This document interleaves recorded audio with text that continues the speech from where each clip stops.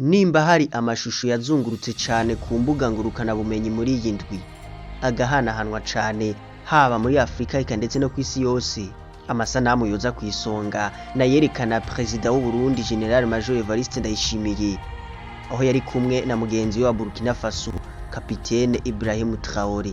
Hari mu rugendo rw'akazi Perezida w'u Burundi Evariste Ndayishimiye asanzwe aramutswa umuryango umwe bwa Afrika kuwa 20 Ndamukiza umwaka wa 2026 aho yagendera igihugu ca Burkina Faso, kimwe mu bihugu bigize umuryango w'ibihugu vya Sahel, Alliance des États du Sahel, AES mu pfunyapfunyo.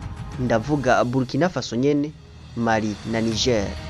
Ibihugu bisanzwe vyarataramuwe bikugwa mu muryango umwe bwa Afrika inyuma yaho ivyo bihugu vyose bigiriye mu minwe y'ubutegetsi bwagiyeho biciye mu nzira ya coup d'etat. Ndavuga ubutegetsi bwa General Assimi Goïta muri Mali kuva mu mwaka wa 2020, ubutegetsi bwa Kapitene Ibrahim Traoré muri Burkina Faso kuva mu mwaka wa 2022 nyuma yo gutembagaza intwaro ya Lieutenant Colonel Paul-Henri Sandaogo Damiba, hamwe n'ubutegetsi bwa General de Brigade Abdulrahman Tiani muri Niger kuva mu mwaka wa 2023 inyuma yo gutembagaza Perezida Mohamed Bazoum. Ibi bihugu vyose uko ari bitatu bikaba vyafatiwe ibihano nk'uko bitegekanywa n'amabwirizwa agenga umuryango umwe bwa Afrika, amategeko ashiraho ibihano bijanye no kubuzwa kwitaba amanama atunganywa n'umuryango wa Union Africaine, kubuzwa guhagararira canke kurungika abarorerezi baja gucungera amanama y'umuryango wa Union Africaine. Ibihugu kandi bikaba vyaratakaje uburenganzira bwo kwitaba amatora y'inzego z'uyu muryango w'ubumwe bwa Afrika. Ivyo bihano vyose bikaba bitegekanywa n'umuryango w'ubumwe bwa Afrika mu ntumbero yo guhasha ingendo yo gushika ku butegetsi bidaciye mu nzira ya demokrasi.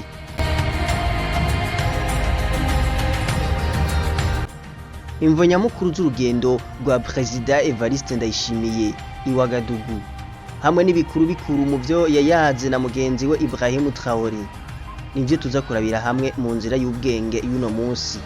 Nitwa Hatangimana Patrick Rusage Maestro, kaze kuri HP Menya. HP Menya. HP Menya. Menyesha n'abantu aho bamenya. Inzira y'ubwenge.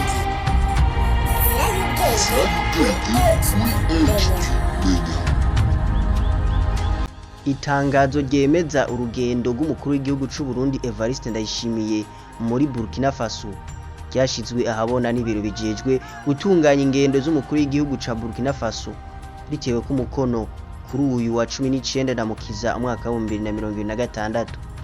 Mu nyuma vyatangajwe n'ibiro bijejwe kumenyesha makuru mu biro vy'umukuru w'igihugu c'u Burundi. Urwo rugendo rwabaye mu gihe Perezida Traoré yararindiranye gishika Perezida Ndayishimiye asanzwe ari umuhuza mu bihugu vyo muri Sahel kugira amusigurira igituma umwe bwa Afrika bwahagaritse muri uwo muryango igihugu ca Burkina Faso. Kuwa 28 Nyakanga mwaka wa 2025 mu kiganiro yahaye abamenyesha makuru ico gihe, Perezida Traoré yagize ati ivyuko Burkina Faso yakuwe mu ishirahamwe ry'ubumwe bwa Afrika vyabaye agacerere. Ntituzi ko turi muri uwo muryango canke ko tutakiwurimwo. Baduhagaritse kuva igihe kitari gito, nta n'utuvugisha kuri ivyo, n'agacerere ntangere.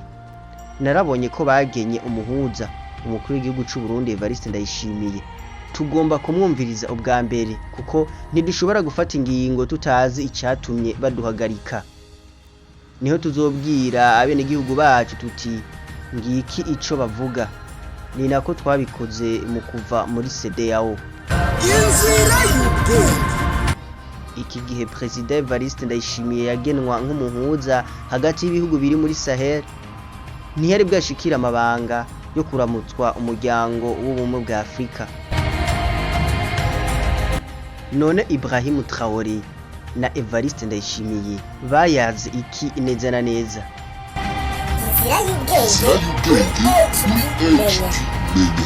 Mwijambo ashikirije inyuma y'urwo rugendo yagize itariki 20 Ndamukiza mwaka wa 2026 muri Burkina Faso, Perezida Evariste Ndayishimiye umukuru w'igihugu cy'u Burundi akaba anarongoye ishirahamwe ry'ubumwe bwa Afrika yagize ati ngiye gutanga icegeranyo kuri bagenzanje b'ibihugu bigize ubumwe bwa Afrika c'ivyo nabonye muri Burkina Faso. Icegeranyo nzotanga nizera ko kizoba umushinge mwiza udushikana kuri kazoza keza. Perezida Evariste Ndayishimiye akavuga ko ibiganiro yagiranye na mugenzi we Ibrahim Traoré byagenze neza kandi ko ubu atahura ukuri kubiriko birabera mu karere ka Sahel cyane cyane ku banyagihugu ba Burkina Faso.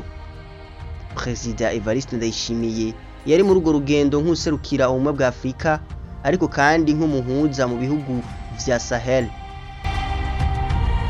Igituma Perezida Ibrahim Traoré ataratangaza ko igihugu ciwe kivuye mu muryango w'ubumwe bwa Afrika nkuko yavuye mu muryango w'ibihugu vya Afrika y'uburengero CEDEAO nuko atari bwasigurirwe igituma bahagaritswe. Bitewe nuko Perezida Ibrahim Traoré wa Burkina Faso ariwe aramutswa umuryango w'ibihugu vy'akarere ka Sahel, muri Burkina Faso bo bakaba bafashe ko wari umubonano hagati ya AES na Union Africaine.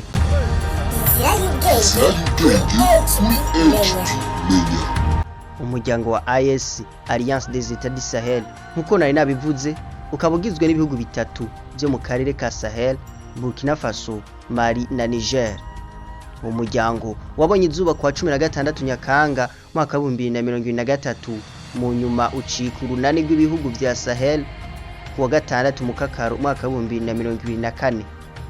AES igaharanira gushigikirana no gutabarana mu bijanye n'umutekano no kwivuna abansi, politike, ubutunzi hagati y'ibihugu bihurikiye mu yo muryango mu ntumbero yo kubaka systeme yo kwivuna no kugwaniriza hamwe umwansi mu guhangana n'ibitero by'imigwi y'iterabwoba n'abitwaje ibigwanisho mu ntumbero yo gutsimbataza iterambere n'imigenderanire hagati y'ibihugu bigize urunani rwa AES. Nino ngaha tuciye tugarukiriza inzira y'ubwenge y'uno munsi. Mwari kumwe na Joe Hatangimana Patrick Rusage Maestro, aha ni kuri HP Menya na Gahwane. HP Menya. HP Menya. Menyesha n'abantu aho bamenya. Inzira y'ubwenge. Inzira y'ubwenge.